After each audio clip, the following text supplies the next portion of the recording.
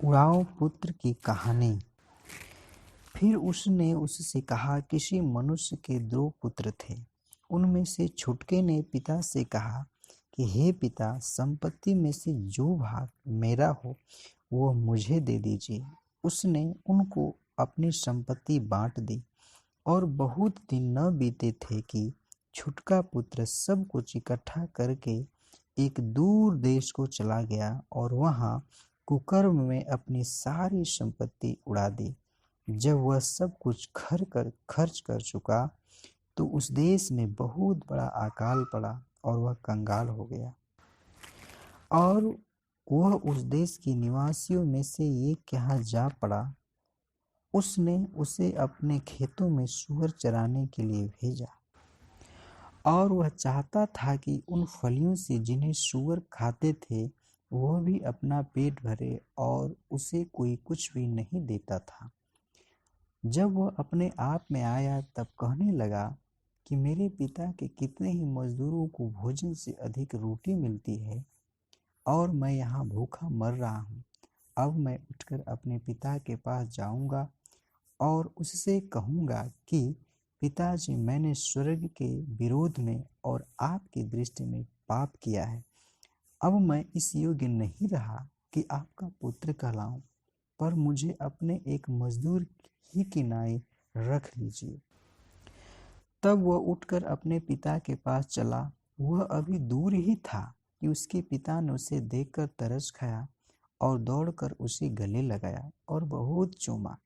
पुत्र ने उससे कहा, पिताजी, मैंने स्वर्ग के विरोध में और आपकी दृष्टि में पाप किया है और मैं अब इस योग्य नहीं रहा कि तेरा पुत्र कहलाऊं।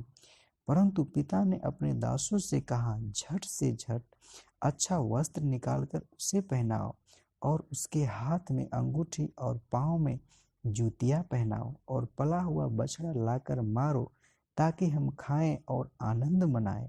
क्योंकि मेरा यह पुत्र मर गया था, फिर जी गया है, सो गया था, अब मिल गया है, खो गया था और मिल गया है। और वे आनंद करने लगे।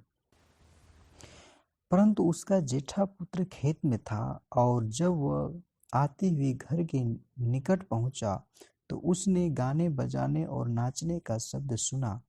और उसने एक दास को बुलाकर पूछा, यह क्या हो रहा है?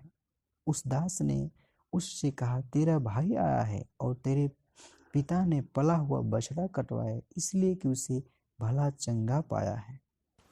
यह सुनकर वो क्रोध से भर गया और भीतर जाना न चाहा, परंतु उसका पिता बाहर आकर उसे मनाने लगा। उसने पिता को उत्तर दिया कि देख, मैं इतने वर्ष से आपकी सेवा कर रहा हूँ और कभी भी आपकी आज्ञा नहीं टाली, तो भी आपने मुझे कभी एक बकरी का बच्चा भी नहीं दिया कि मैं अपने मित्र के साथ आनंद करता।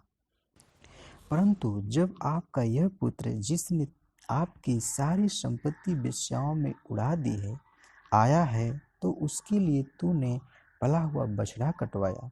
और उसने उससे कहा, पुत्र, तू सर्वदा मेरे साथ है और जो कुछ मेरा है वह सब तेरा ही है।